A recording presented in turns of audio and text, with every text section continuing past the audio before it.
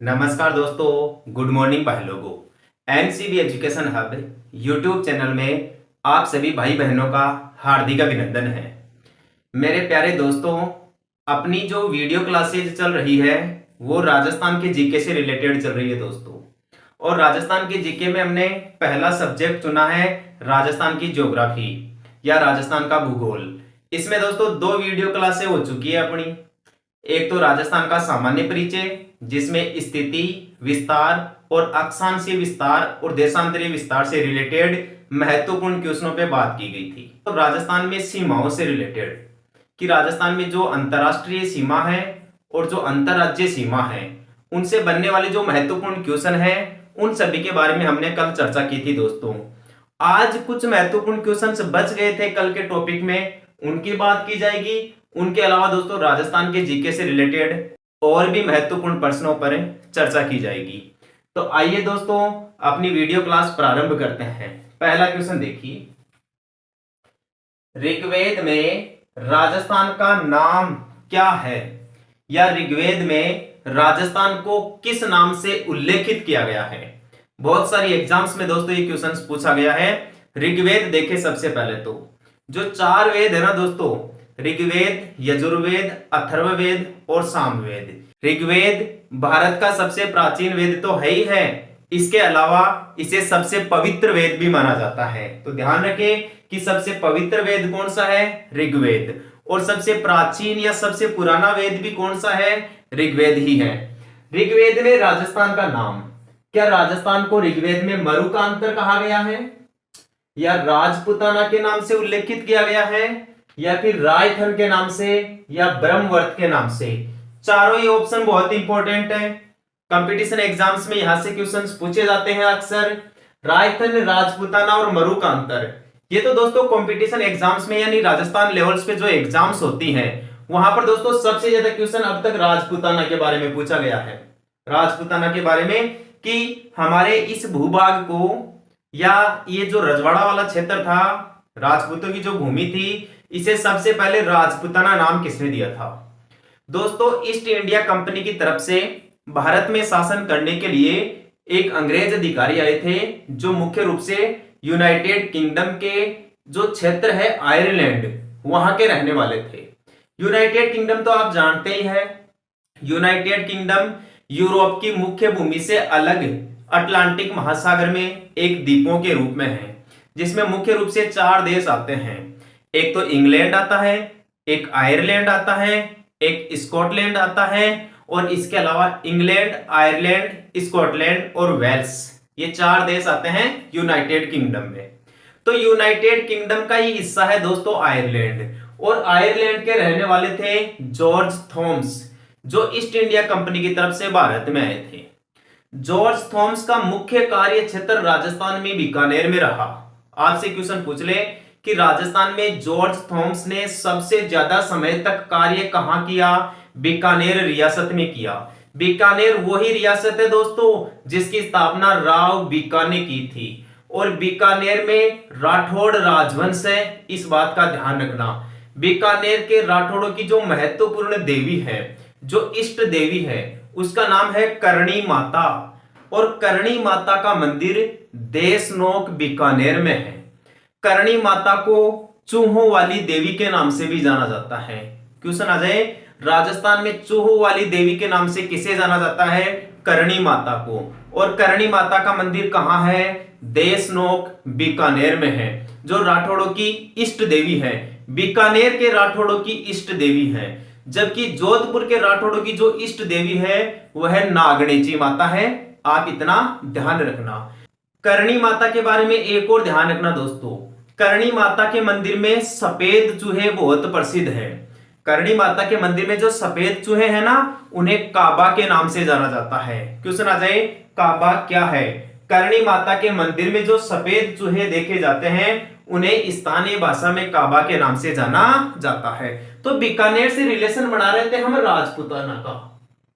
George Thomas जो Ireland के थे, उनका ज्यादा कार्य क्षेत्र राजस्थान की बीकानेर रियासत में रहा, और बीकानेर में ही इनकी मृत्यु हुई थी।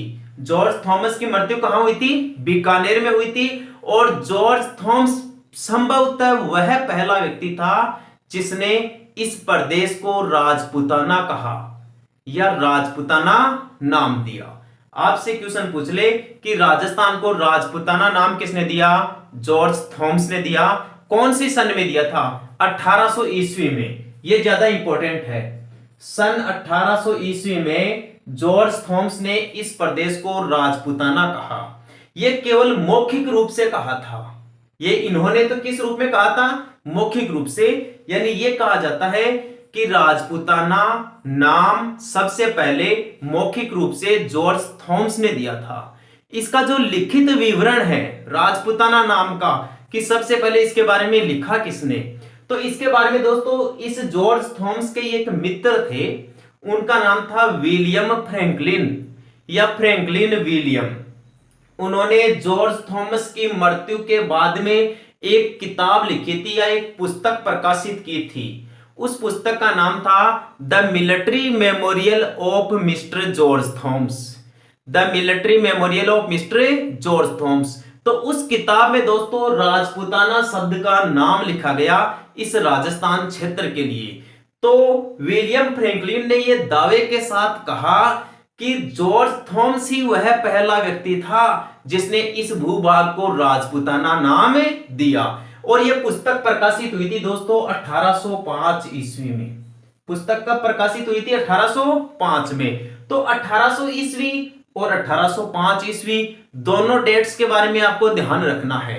क्वेश्चन आपसे ऐसे पूछे कि पहली बार राजपूताना शब्द का वर्णन मौखिक रूप से कब किया गया? 1800 ईस्वी में। किसने किया? जॉर्ज थॉमस ने किया। क्वेश्चन आ जाए राजपूताना शब्द का पहला लिखित विवरण कब प्रकाशित हुआ? 1805 में। कौन सी किताब में? The military memorial of mister George Thomas में। और यह पुस्तक किसने प्रकाशित की थी? जॉर्ज थॉमस के मित्र विलियम फ्रैंकलिन ने यह पुस्तक प्रकाशित की थी। आगे बात समझ में, दोबारा बता देता हूं जॉर्ज थॉमस की सारी कहानी। जॉर्ज थॉमस वह व्यक्ति था जिसने हमारे प्रदेश को राजपूताना नाम दिया। जॉर्ज थॉमस आयरलैंड का रहने वाला था। जॉर्ज थॉमस की मृत्यु बीकानेर में हुई। जॉर्ज थॉमस ने पहली बार मौखिक रूप से 1800 ईस्वी में इस प्रदेश को राजपूताना कहा। फिर इनके मित्र विलियम फ्रैंकलिन ने एक पुस्तक प्रकाशित की जिसमें लिखित रूप से 1805 ईस्वी में राजपूताना शब्द का उल्लेख मिला।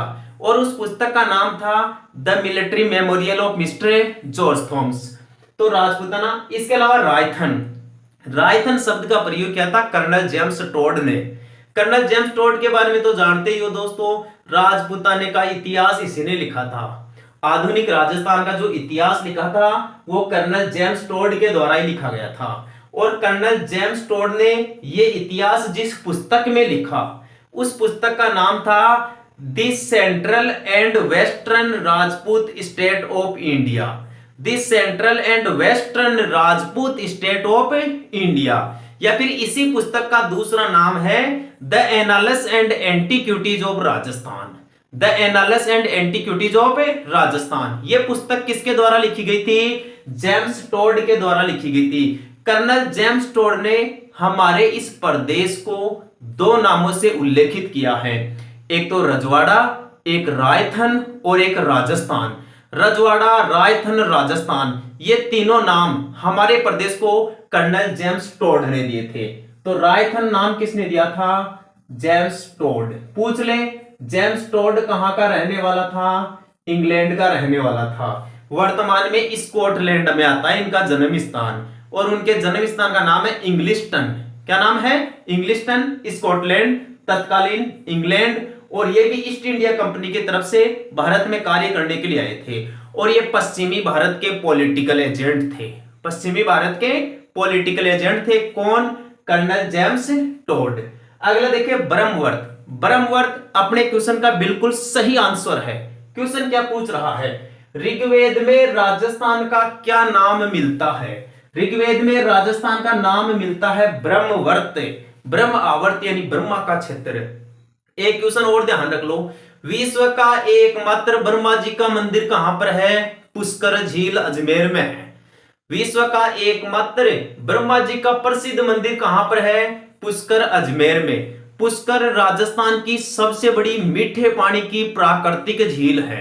राजस्थान की सबसे बड़ी मीठे पानी की प्राकृतिक झील कौन सी है? पुष्कर झील, जो अजमेर में है। लेकिन राजस्थान की सबसे बड़ी मीठे पानी की मानव निर्मित झील कौन सी है या कृत्रिम झील कौन सी है? तो वह है डेबर झील, जिसे जयसमंद झील भी कहते हैं। और ये डेबर या जयसमंद झील राजस्थान के उदयपुर जिले में है, जिसका निर्माण महाराणा जयसिंह के द्वारा किया गया था। किसके द्वारा किया गया था भाई? महाराणा जयसिंह के द्वारा। उदयपुर के बारे में एक और ध्यान रखना, उदयपुर को राजस्थान में झीलों की नगरी कहते हैं। राजस्थान में झीलों की नगरी किसे कहा जाता है? उदयपुर को कहा जाता है। उदय सागर झील भी कहां है? उदयपुर में है। फतेह सागर झील भी कहां है? उदयपुर में है। पिछोला झील भी कहां है? उदयपुर में है। उसी पिछोला झील में जग मंदिर और जगनिवास महलों का निर्माण किया गया है। ठीक है दोस्तों, कंसेप्ट क्लियर है? आ जाइए अपने बिंदु पे। ब्रह्मवर्त, ब्रह्मवर्त से हमने नाम लिया दोस्तों ब्रह्मा जी के मंदिर का। तो ब्रह्मा जी का मंदिर कहां पर है? पुष्कर अजमेर में है। ब्रह्मवर्त नाम का उल्लेख कहां मिलता है? ऋग्वेद में मिलता है। रायथन, रजवाड़ा और राजस्थान नाम किसने दिया? जेम्स टोड ने। राजपूताना नाम किसने दिया? जॉर्ज थॉम्स ने दिया। एक बच गया मरुकांतर। मरुकांतर नाम दिया था दोस्तों महर्षि वाल्मीकि ने। महर्षि वाल्मीकि, जिन्होंने रामायण की रचना की थी दोस्तों। किसकी रचना की थी? रामायण की। तो महर्षि वाल्मीकि ने हमारे प्रदेश को किस नाम से बताया है? मरुकांतर के नाम से बताया है। मरु यानी मरुस्थली भूमि। थार के मरुस्थल की बात कही जा रही है यहाँ, या मरुस्थली क्षेत्र की बात कही जा रही है, शुष्क क्षेत्र की बात कही जा रही है।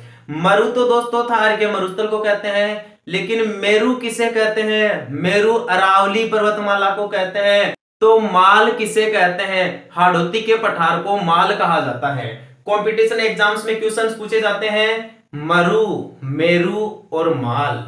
मरु यानी थार का मरुस्थल, मेरु यानी अरावली पर्वतमाला, और माल यानी हाड़ौती का पठार या दक्षिणी पूर्वी पठारी प्रदेश। अगला क्वेश्चन देखिए, राजस्थान में घोड़े वाले बाबा के नाम से किसे जाना जाता है?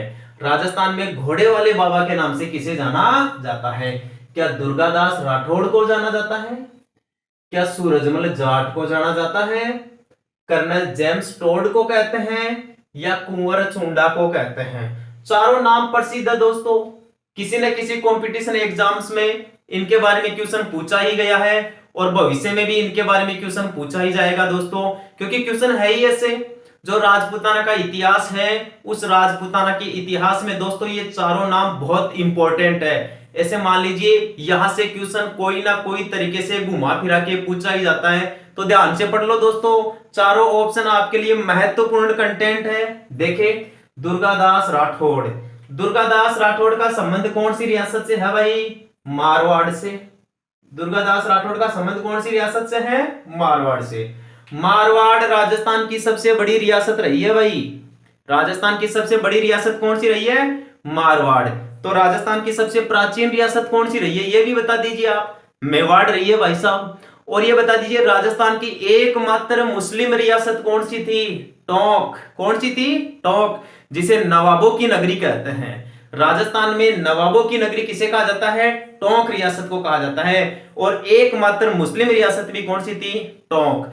राजस्थान की प्रमुख जो यादव रियासत थी वो कौन सी थी? फिर वह थी करौली। कौन सी थी? करौली, जहां दोस्तों यादव वंश की कुल देवी है केला देवी। कौन सी है? केला देवी। क्वेश्चन आता है राजस्थान में प्रसिद्ध केला देवी या केला माता का मंदिर कहां पर है? करौली में स्थित है, जहां का दोस्तों लांगुरिया नृत्य बहुत प्रसिद्ध है। क्वेश्चन आता है राजस्थान में लांगुरिया नृत्य कहां का प्रसिद्ध है? केला देवी के मंदिर का प्रसिद्ध है, जो राजस्थान के करौली में है। और इस केला देवी को यादव वंश की कुलदेवी माना जाता है। तो मारवाड़ राजस्थान की सबसे बड़ी रियासत है। राजस्थान की सबसे प्राचीन रियासत मेवाड़ है, तो सबसे नई रियासत कौन सी है भाई? ये भी तो बता दीजिए आप। राजस्थान की सबसे नई रियासत है झालावाड़। झालावाड़ के बारे में, नई रियासत के बारे में तो क्वेश्चन पूछा ही पूछा जाता है। इसके अलावा एक और महत्वपूर्ण क्वेश्चन पूछा जाता है कि राजस्थान की एकमात्र वह रियासत कौन सी थी जिसका गठन अंग्रेजों के द्वारा किया गया था? वह रियासत भी झालावाड़ ही थी। कौन सी थी दोस्तों? झालावाड़। सूरजमल जाट। सूरजमल जाट दोस्तों भरतपुर के थे। कहां के थे? भरतपुर के। राजस्थान की सबसे बड़ी जाट रियासत भरतपुर ही थी। राजस्थान में केवल दो जाट रियासतें थी, एक भरतपुर और एक धौलपुर। तो भरतपुर के शासक थे सूरजमल जाट, जिसे जाटों का अफलातून कहते हैं या जाटों का प्लेटो कहा जाता है। क्वेश्चन आ जाए, जाटों का अफलातून या जाटों का प्लेटो किसे कहा जाता है? भरतपुर के सूरजमल जाट को कहा जाता है। दोस्तों भरतपुर का जो किला है, भरतपुर का जो दुर्ग है, उसे लोहागढ़ दुर्ग कहते हैं। क्या कहते हैं? लोहागढ़ दुर्ग, या जिसे अजय दुर्ग कहा जाता है। दोस्तों इस दुर्ग पर आज तक किसी ने विजय हासिल नहीं की, इसलिए इसे अजय दुर्ग कहा जाता है। बहुत सारे दोस्तों मुस्लिम शासकों ने इस पर अधिकार करने की कोशिश की, बहुत सारे अंग्रेज अधिकारियों ने दोस्तों यहां पर अपनी हुकूमत जमाने की कोशिश की, लेकिन कोई भी दोस्तों कामयाब नहीं रहा और ना ही इस दुर्ग को भेद सका, यानी उस दुर्ग की दीवार को कोई भी आक्रमणकर्ता लांघ सका, इसीलिए तो इसे लोहागढ़ कहते हैं। वैसे प्रकृति के हिसाब से ये मिट्टी का किला है। जब दोस्तों आक्रमणकर्ता इस लोहागढ़ दुर्ग पे आक्रमण कर करके थक गए थे ना, क्यों? क्योंकि दोस्तों यहाँ के जो वीर पुरुष है दोस्तों, जो जाट वीर सैनिक है या जो जाट वीर राजा है, वो बड़ी ही बहादुरी पूर्वक युद्ध करते हैं दोस्तों। उनके बारे में एक अमर गाथा है, एक अमर कहानी है, 8 फिरंगी 9 गोरा लड़े जाट का 2 छोरा। कौन सी रियासत के बारे में कहा जाता है? दोस्तों भरतपुर रियासत के बारे में कहा जाता है, जहां जाट राजवंश का इतिहास है और बहुत ही स्वर्णिम इतिहास है दोस्तों। तो सूरजमल जाट का संबंध भरतपुर से है। कर्नल जेम्स टोड को बताओ घोड़े वाले बाबा के नाम से जाना जाता है क्या? एग्जैक्ट सही आंसर यही है दोस्तों, कर्नल जेम्स टोड। इन्हें राजस्थान में घोड़े वाले बाबा के नाम से जाना जाता है। क्यों भाई? क्योंकि दोस्तों प्रकृति के हिसाब से देखा जाए तो कर्नल जेम्स टोड घोड़े की सवारी करने के शौकीन थे। ये जहां भी जाते थे ना दोस्तों तो अपना घोड़ा साथ लेकर जाते थे, इसलिए लोग इन्हें एक उपनाम देने लग गए, या लोगों ने इनको एक उपनाम दे दिया कि घोड़ा वाला बाबा आ गया। तो राजस्थान में घोड़े वाले बाबा के नाम से किसे जाना जाता है?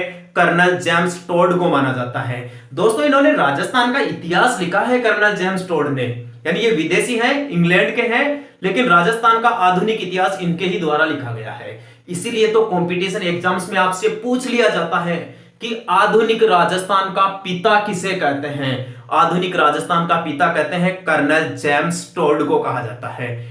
अगला ऑप्शन है कुंवर चुंडा। दोस्तों कुंवर चुंडा के बारे में नहीं जानते आप? कुंवर चुंडा तो दोस्तों राजस्थान के इतिहास में अमर माने जाते हैं, यानी कि इनकी गाथाएं बड़े ही शौर्य के साथ सुनाई जाती है। ये पूरे दोस्तों पूरे राजस्थान के इतिहास में बलिदान के लिए जाने जाते हैं, यानी इन्होंने अपना सब कुछ त्याग दिया था दोस्तों। किसके खातिर? अपनी राष्ट्र के खातिर, अपनी मातृभूमि की सुरक्षा के खातिर और अपने पिता की इच्छाओं की खातिर, या अपने पिता के भले की खातिर। दोस्तों कुंवर चुंडा, कुंवर चुंडा, इनके पिता का नाम था दोस्तों राणा लाखा। क्या नाम था? राणा लाखा, या उसे दोस्तों लक्ष्य सिंह भी कहा जाता है। तो एक बार क्या हुआ दोस्तों, मारवाड़ में इन्हीं के नाम का एक राजा था, उनका नाम था राव चुंडा। क्या नाम था उनका? राव चुंडा। ध्यान रखना, राव एक राजा की उपाधि होती है और कुंवर एक राजकुमार की उपाधि होती है। तो कुंवर चुंडा कहां के थे? चित्तौड़गढ़ के थे, मेवाड़ के थे, मेवाड़ के गुहिल राजवंश से संबंधित थे। आगे चलकर ये गुहिल राजवंश दो भागों में बढ़ जाता है दोस्तों, एक तो सिसोदिया राजवंश और दूसरा रावल राजवंश, यानी रावल शाखा का उपयोग करने वाले और राणा शाखा का उपयोग करने वाले। सिसोदिया राजवंश में दो शासकों ने शासन किया है, एक तो रावल शाखा वालों ने और एक राणा शाखा वालों ने। जैसे रावल रतन सिंह हो गए, राणा प्रताप हो गए, महाराणा प्रताप हो गए, राणा कुंभा हो गए, महाराणा सांगा हो गए। इस प्रकार दोस्तों अनेक राजा हुए हैं। तो मेवाड़ के महाराणा लक्ष्य सिंह या लाखा के बेटे थे कुंवर चुंडा। मारवाड़ के थे राव चुंडा, उनकी बेटी का नाम था हंसाबाई। तो हंसाबाई का दोस्तों विवाह तय हुआ था मेवाड़ में। कहां पर तय हुआ था? मेवाड़ में। जब सगाई करने की बात कही गई थी तो दोस्तों सगाई कुंवर चुंडा से की गई थी। किनसे की गई थी? कुंवर चुंडा से प्रस्ताव आया था विवाह का, लेकिन इनके पिताजी है ना जो महाराणा लाखा, दोस्तों उनकी बुढ़ापे में भी विवाह करने की इच्छा थी, तो उनका विवाह हुआ था दोस्तों फिर हंसाबाई के साथ। और इन्होंने अपने पिता की इच्छा की खातिर अपनी सारी खुशियां त्याग दी थी। उस समय दोस्तों लक्ष्य सिंह तो विवाह करना चाहता था हंसाबाई से, लेकिन हंसाबाई के पिता राव चुंडा और इनके भाई रणमल राठौड़, इन्होंने जो बूढ़ा शासक था राणा लाखा उसके साथ विवाह करने के लिए मना कर दिया कि भाई हम अपनी बेटी का विवाह इनके साथ क्यों करें, बुढ़ापे में क्यों करें, इसकी जिंदगी क्यों खराब करें। तो फिर दोस्तों उनका विवाह सशर्त किया गया था। यानी जो राव चुंडा था, रणमल था, उन्होंने एक शर्त रखी इन राणा लाखा के सामने कि मैं मेरी बेटी हंसाबाई का विवाह आपके साथ तभी करूंगा जब हंसाबाई और महाराणा लाखा से उत्पन्न होने वाली संतान ही आगे चलकर मेवाड़ की गद्दी पर बैठेगी। जबकि दोस्तों राजतंत्र में एक सिस्टम चलता था कि राजा का बड़ा बेटा ही राजा बनेगा। तो मेवाड़ के महाराणा लाखा का बड़ा बेटा तो कुंवर चुंडा था, कायदे के हिसाब से तो ये राजा बनना चाहिए। लेकिन जब हंसाबाई से विवाह हो गया और सशर्त हो गया तो सीधी सी बात है हंसाबाई से जो बेटा उत्पन्न होगा ना वही राणा लाखा के बाद में राजा बनेगा। और राणा लाखा और हंसाबाई से दोस्तों उत्पन्न हुआ मोकल। कौन उत्पन्न हुआ? मोकल। और वही आगे चलकर राजा बना। मतलब कुंवर चुंडा को दोस्तों राज्याभिषेक भी त्यागना पड़ा, जो राजगद्दी थी ना वो भी इसने हंसते हंसते दोस्तों त्याग दी थी। बाद में हंसाबाई दोस्तों ब्याह के मेवाड़ में आ तो गई, लेकिन मेवाड़ में आने के बाद में दोस्तों उसने और ज्यादा समस्याएं खड़ी कर दी। किसके सामने? कुंवर चुंडा के सामने। यानी जो रणमल था उन्होंने अपनी बहन हंसाबाई को भड़का दिया दोस्तों कि कुंवर चुंडा से आपके बेटे मोकल की जान को खतरा है, इसलिए कुंवर चुंडा को मेवाड़ से निकाल दो। तो कुंवर चुंडा को जब इस बात का पता चला कि जो हंसाबाई है मां के समान है, उनका मेरे ऊपर अविश्वास है, तो कुंवर चुंडा ने दोस्तों पूरी राष्ट्रभूमि त्याग कर ही वो मध्य प्रदेश की ओर चले गए थे, मालवा की ओर चले गए थे और मालवा के राजा होशंग शाह के पास में जाके शरण ली थी। बाद में आगे चलकर कई ऐसे विवाद हो जाते हैं कि मेवाड़ के महाराणा या मेवाड़ के जो राजकुमार है कुंवर चुंडा, ये महाराणा तो नहीं बन पाए कुंवर चुंडा, उनको वापस लौट कर आना पड़ा मेवाड़ की रक्षा करने के लिए। ये सारी कहानियां दोस्तों समाप्त होने वाली नहीं है, बहुत लंबी चौड़ी कहानियां हैं। जब हम राजस्थान का इतिहास पढ़ेंगे ना तब इनके बारे में डिटेल से पढ़ेंगे। तो यहाँ कुंवर चुंडा के बारे में ध्यान रखना, कुंवर चुंडा ने अपने राष्ट्र की खातिर इतने बलिदान दिए हैं कि इन्हें दोस्तों भीष्म पिता कहा जाता है। इन्हें क्या कहा जाता है? भीष्म पिता कहा जाता है। क्वेश्चन आ जाए राजस्थान का भीष्म पिता किसे कहा जाता है? कुंवर चुंडा को कहा जाता है। और दोस्तों कुंवर चुंडा ने जब इनका विवाह नहीं हुआ ना, जिस दिन नहीं हुआ ना तो उसी दिन उन्होंने सौगंध खा ली थी कि यदि मेरा आज विवाह नहीं होगा ना तो मैं जिंदगी में कभी भी विवाह नहीं करूंगा या जिंदगी में कभी भी शादी नहीं करूंगा। इसीलिए तो इन्हें राजस्थान का भीष्म पिता कहा जाता है। क्या कहा जाता है? भीष्म पिता। थोड़ी सी कहानी दोस्तों दुर्गादास राठौड़ की भी देख लीजिए। दुर्गादास राठौड़ का संबंध मारवाड़ से रहा है। ये मारवाड़ के दोस्तों रक्षक थे, इसलिए इन्हें मारवाड़ का अणबिंद्या मोती कहते हैं। क्वेश्चन आ जाए मारवाड़ का अणबिंद्या मोती किसे कहते हैं? दुर्गादास राठौड़ को। या मारवाड़ का उद्धारक भी किसे कहा जाता है? दुर्गादास राठौड़ को ही कहा जाता है दोस्तों। क्यों? क्योंकि जो उस समय मुगल बादशाह था औरंगजेब, उसने मारवाड़ के राजा जसवंत सिंह की मृत्यु हो जाने के बाद में उनके बेटों को दोस्तों दिल्ली में कैद कर दिया था।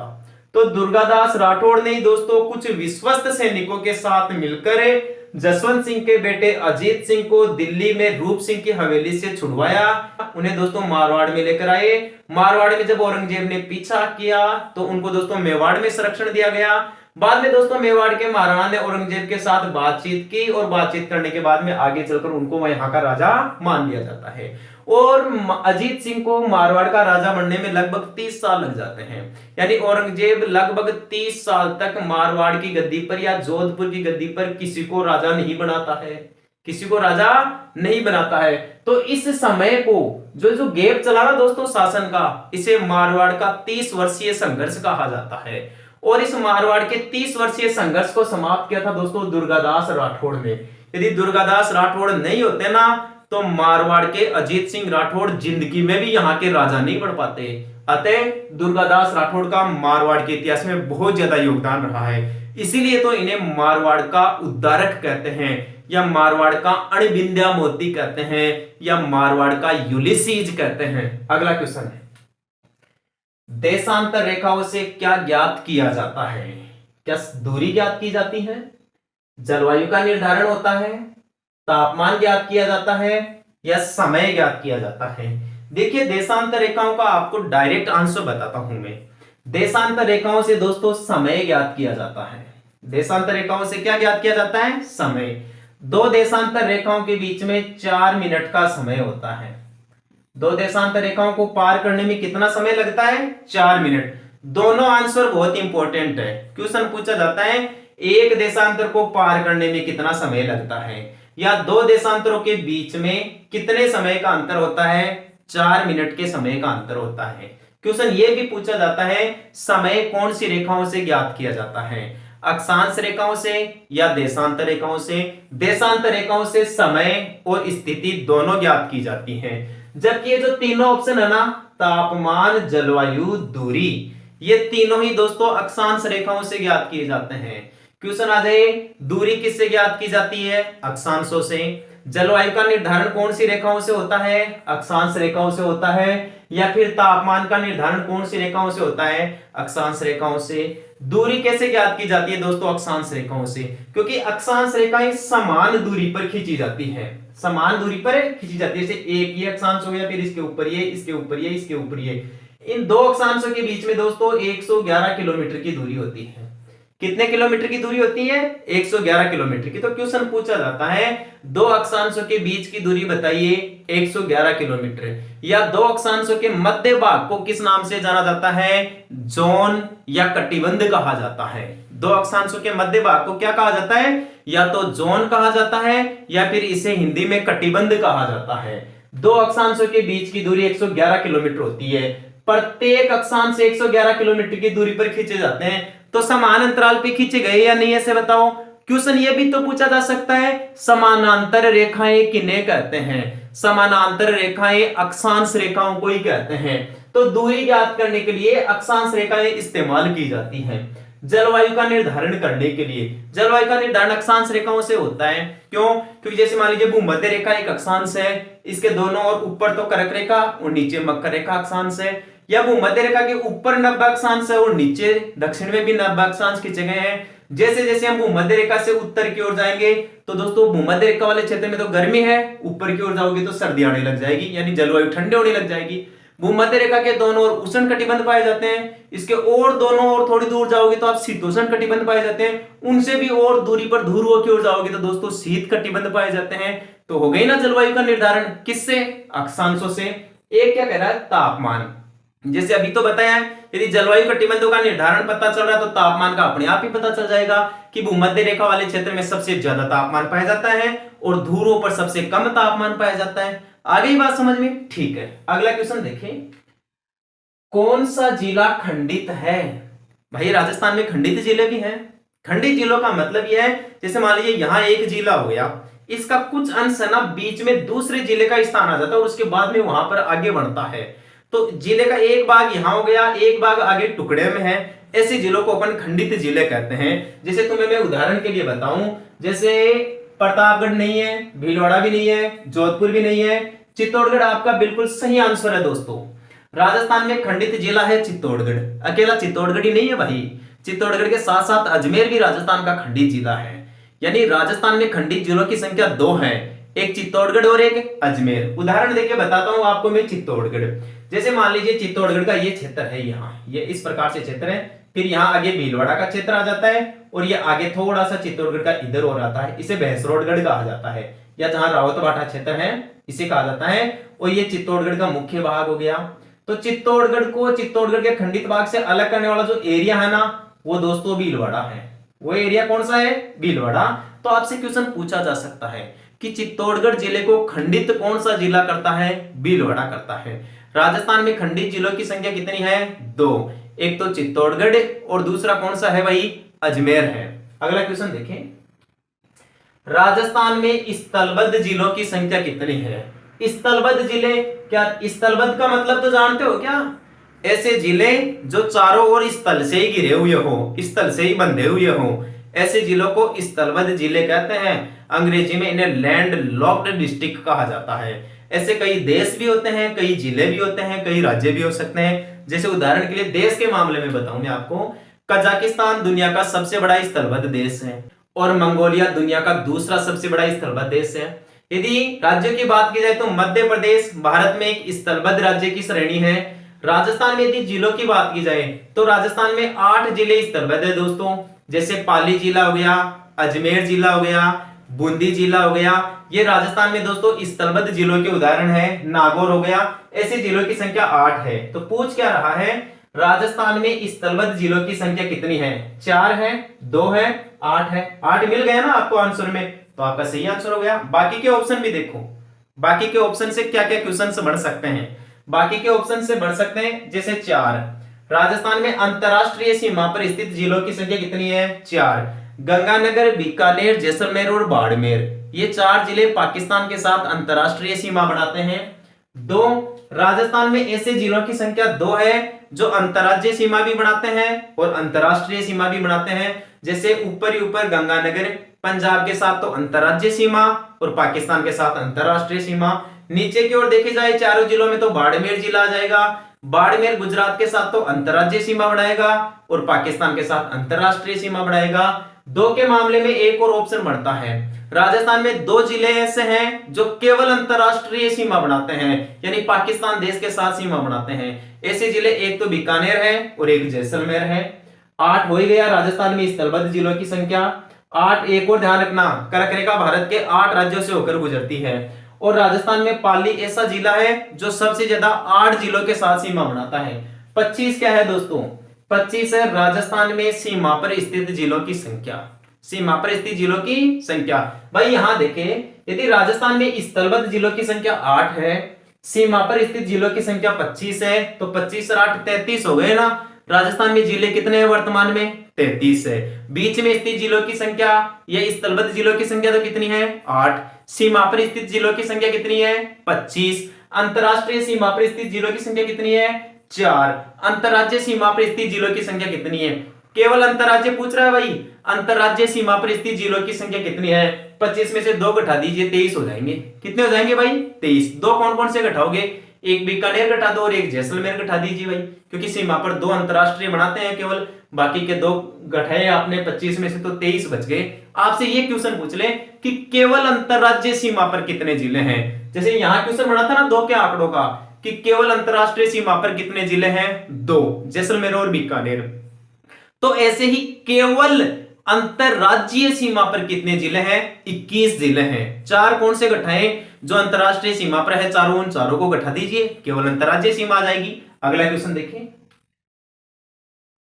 सबसे लंबी अंतरराज्यीय सीमा कौन सा जिला बनाता है? यहां ध्यान से पढ़ो आप क्वेश्चंस को। जैसलमेर देखते टिक मत कर देना कि भाई यही बनाता है। जैसलमेर सबसे लंबी अंतरराष्ट्रीय सीमा बनाता है, 464 किलोमीटर लंबी पाकिस्तान देश के साथ, लेकिन वो अंतरराष्ट्रीय सीमा है। पूछ क्या रहा है ध्यान से तो देखो, ये अंतरराज्यीय सीमा के बारे में बात कर रहा है। किसी राज्य से लगी सीमा को अंतरराज्यीय सीमा कहते हैं और किसी राष्ट्र से लगी सीमा को अंतरराष्ट्रीय सीमा कहते हैं। तो राज्य की बात करनी है, जैसलमेर तो होगा ही नहीं। जैसलमेर का तो क्या आंसर बढ़ेगा? राजस्थान में सबसे लंबी अंतरराष्ट्रीय सीमा जैसलमेर बनाता है, 464 किलोमीटर लंबी पाकिस्तान देश के साथ। अगला देखिए बीकानेर। बीकानेर राजस्थान में 168 किलोमीटर लंबी सबसे छोटी अंतरराष्ट्रीय सीमा बनाता है। पाकिस्तान के साथ सबसे छोटी अंतरराष्ट्रीय सीमा बीकानेर ही बनाता है, 168 किलोमीटर। बाड़मेर के बारे में क्या ध्यान रखोगे भाई आप? बाड़मेर राजस्थान में सबसे छोटी अंतरराज्यीय सीमा बनाता है, केवल 5 किलोमीटर की बनाता है गुजरात राज्य के साथ। सबसे छोटी अंतरराज्यीय सीमा कौन सा जिला बनाता है भाई? बाड़मेर। लेकिन सबसे लंबी अंतरराज्यीय सीमा कौन सा जिला बनाता है? एक ही तो ऑप्शन बचा है, पढ़ लीजिए कौन सा है। झालावाड़ है, यही आपका सही आंसर है। झालावाड़ जिला मध्य प्रदेश के साथ 500 किलोमीटर की सीमा बनाता है। कितने किलोमीटर की? 500 किलोमीटर के साथ, जो सभी जिलों में सबसे लंबी सीमा है। तो ध्यान रखना, सबसे लंबी अंतरराज्यीय सीमा बनाने वाला जिला कौन सा है? झालावाड़। सबसे छोटी अंतरराज्यीय सीमा बनाने वाला जिला कौन सा है? बाड़मेर। सबसे लंबी अंतरराष्ट्रीय सीमा बनाने वाला जिला कौन सा है? जैसलमेर। सबसे छोटी अंतरराष्ट्रीय सीमा बनाने वाला जिला कौन सा है? बीकानेर। कंसेप्ट क्लियर है? ओके, अगला क्वेश्चन देखिए, अजमेर के खंडित भाग को किस नाम से जाना जाता है? अभी थोड़ी देर पहले बताया नहीं आपको कि चित्तौड़गढ़ और अजमेर राजस्थान में 2 खंडित जिले हैं। चित्तौड़गढ़ के खंडित भाग को तो भैंसरोडगढ़ कहते हैं, या रावत बाटा है जहां पर। तो या तो आपको ऑप्शन में क्या मिलेगा, रावत बाटा, या फिर रावत बाटा की जगह आपको मिलेगा भैंसरोडगढ़। क्या मिलेगा, भैंसरोडगढ़। ये दुर्ग है दोस्तों चित्तौड़गढ़ जिले में भैंसरोडगढ़, जो भैंसा व्यापारी ने बनवाया था। इसी भैंसरोडगढ़ में चूलिया जलप्रपात है। इसी भैंसरोडगढ़ में कौन सा जलप्रपात है, चूलिया जलप्रपात, जो चंबल नदी पर है, 18 मीटर ऊंचा है, और यह राजस्थान का सबसे ऊंचा जलप्रपात है। राजस्थान का सबसे ऊंचा जलप्रपात बताओ, चूलिया जलप्रपात। कौन सी नदी पर है, चंबल नदी पर। कितने मीटर ऊंचा है, 18 मीटर ऊंचा है। कहां स्थित है, चित्तौड़गढ़ के भैंसरोडगढ़ में स्थित है। तो भारत का सबसे ऊंचा जलप्रपात कौन सा है, जोग जलप्रपात है, जिसे महात्मा गांधी जलप्रपात भी कहते हैं। उसी को गरसोप्पा जलप्रपात भी कहते हैं। जोग, गरसोप्पा, महात्मा गांधी। यह जलप्रपात कर्नाटक राज्य में है, शरावती नदी पर है, 255 मीटर ऊंचा है। तो भारत का सबसे ऊंचा जलप्रपात जोग, गरसोप्पा या महात्मा गांधी। राजस्थान का सबसे ऊंचा जलप्रपात चूलिया जलप्रपात। पूरी दुनिया का सबसे ऊंचा जलप्रपात कौन सा है, या संसार का सबसे ऊंचा जलप्रपात कौन सा है, साल्टो एंजिल। कौन सा है, साल्टो एंजिल, जो वेनेजुएला देश में केरो नदी पर है। कौन सी नदी पर है, केरो नदी पर। यह भी बता दीजिए कितना ऊंचा है वो, 979 मीटर ऊंचा है दोस्तों। कौन सा जलप्रपात, साल्टो एंजिल जलप्रपात। क्लियर है। तो भैंसरोडगढ़ क्या है, चित्तौड़गढ़ के खंडित भाग को भैंसरोडगढ़ कहते हैं। यहीं पर दोस्तों रावत बाठा में परमाणु ऊर्जा केंद्र की स्थापना की गई है। राजस्थान परमाणु ऊर्जा संयंत्र रावत बाठा चित्तौड़गढ़ में लगाया गया है। क्वेश्चन पूछा जाता है कि चित्तौड़गढ़ के रावत बाठा में जो परमाणु अनुसंधान केंद्र लगाया गया है, वो भारत के कौन से क्रम का परमाणु अनुसंधान केंद्र है, दूसरे क्रम का। तो पहला कौन सा था भाई, तारापुर था, जो महाराष्ट्र में है। जो कहां पर है, महाराष्ट्र में। भारत का पहला परमाणु बिजली घर तारापुर, महाराष्ट्र। दूसरा परमाणु बिजली घर रावत बाठा, चित्तौड़गढ़। लेकिन राजस्थान का पहला परमाणु बिजली घर कौन सा है, यही है रावत बाठा, चित्तौड़गढ़। कौन से देश के सहयोग से स्थापित किया गया था, यह कनाडा देश के सहयोग से स्थापित किया गया था। ध्यान रखना, ऐसे क्वेश्चंस को हमेशा अपने दिमाग में बैठा लेना, क्योंकि एग्जामिनर बहुत ही बारीकी से ऐसे क्वेश्चंस पूछता है, और आपको बिल्कुल घबराने की आवश्यकता नहीं है। मजबूत रहिए दोस्तों, बढ़िया तैयारी कीजिए। आ जाइए अगले ऑप्शन पे, नसीराबाद, ये अजमेर में है, टोडगढ़ भी अजमेर में है, और किशनगढ़ भी अजमेर में है। तीनों के बारे में क्वेश्चन बताता हूं आपको। नसीराबाद राजस्थान की सबसे बड़ी सैनिक छावनी थी। राजस्थान में 6 सैनिक छावनियां थी, जिनमें सबसे बड़ी कौन सी थी, नसीराबाद। और नसीराबाद सैनिक छावनी में ही पूरे राजस्थान में सबसे पहले विद्रोह हुआ था। क्वेश्चन आ जाए, राजस्थान में 1857 की क्रांति की शुरुआत कहां से हुई थी, नसीराबाद से हुई थी। टोडगढ़ ये अजमेर का खंडित भाग है। अजमेर जिले के खंडित भाग को क्या कहते हैं, टोडगढ़। और अजमेर को खंडित करने वाला जिला कौन सा है, राजसमंद है भाई। कौन सा है, राजसमंद। तो चित्तौड़गढ़ को खंडित करने वाला जिला भीलवाड़ा है, घबराने की आवश्यकता नहीं है। किशनगढ़ राजस्थान की मार्बल मंडी, राजस्थान की मार्बल मंडी कौन सी है, किशनगढ़, अजमेर। अगला क्वेश्चन देखिए, राजस्थान की अब्रक नगरी किसे कहते हैं। राजस्थान में सबसे ज्यादा अब्रक का उत्पादन भीलवाड़ा में होता है। भीलवाड़ा का दाता, भूनास, घाटमंड, जहाजपुर ये अब्रक उत्पादन के लिए जाने जाते हैं। इसलिए राजस्थान की अब्रक नगरी किसे कहा जाता है भाई, भीलवाड़ा को कहा जाता है। ऑप्शन में देखिए कहां मिल रहा है, गंगानगर, जैसलमेर, झुंझुनू, भीलवाड़ा मिल गया ना। राजस्थान में सबसे ज्यादा अब्रक का उत्पादन भीलवाड़ा करता है, इसलिए भीलवाड़ा को राजस्थान की अब्रक नगरी कहते हैं। भीलवाड़ा को राजस्थान की वस्त्र नगरी भी कहते हैं, टेक्सटाइल सिटी। पूरे राजस्थान में सबसे ज्यादा अब्रक की चादरें और सबसे ज्यादा अब्रक की ईंटें भीलवाड़ा जिले में बनती है। झुंझुनू, झुंझुनू राजस्थान का तांबा जिला।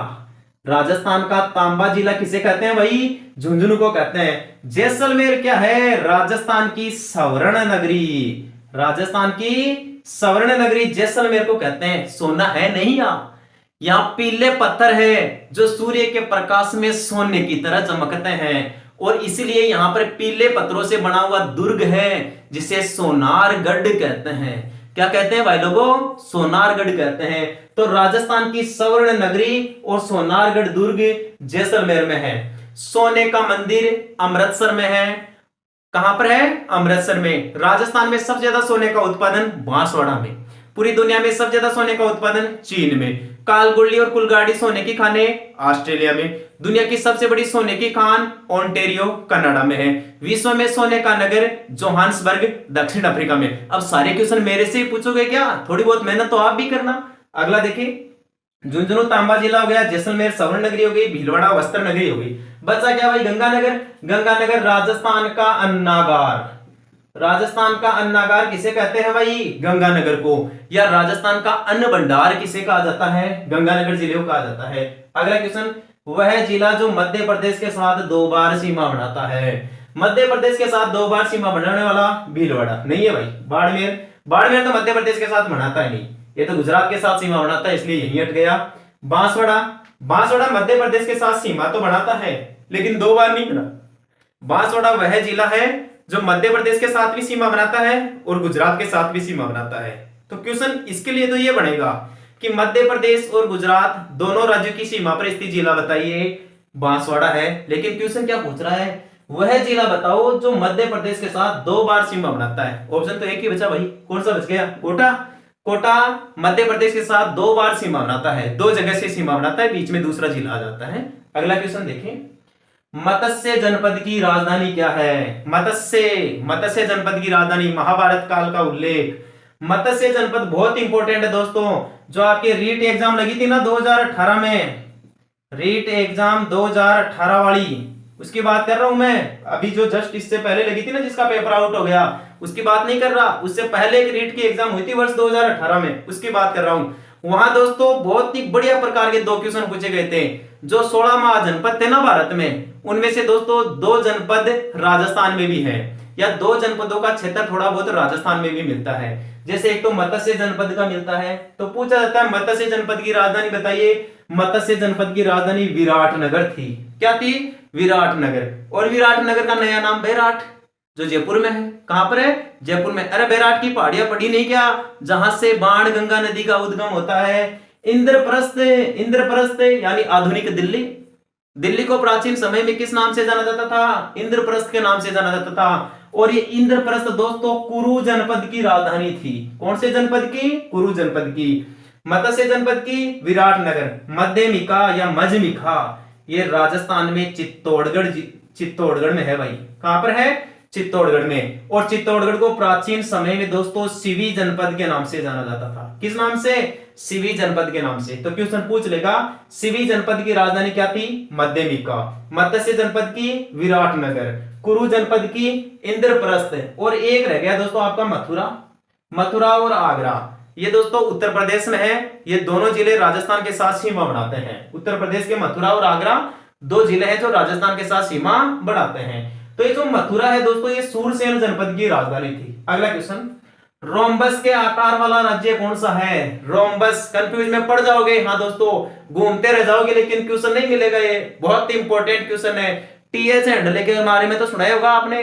टी.एच. हैंडले, जिसने राजस्थान का आकार बताया था। पतंगाकार को ही दोस्तों रोम्बस कहा जाता है। पतंगाकार या विषमकोणीय चतुर्भुज की जो आकृति होती है ना, उसी को ही रोम्बस कहा जाता है।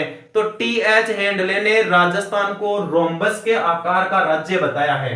तो बताइए, रोम्बस के आकार का राज्य क्या त्रिपुरा है, सिक्किम है, मध्य प्रदेश है या राजस्थान है? राजस्थान बिल्कुल आपका सही जवाब है। राजस्थान को रोम्बस के आकार का राज्य कहते हैं।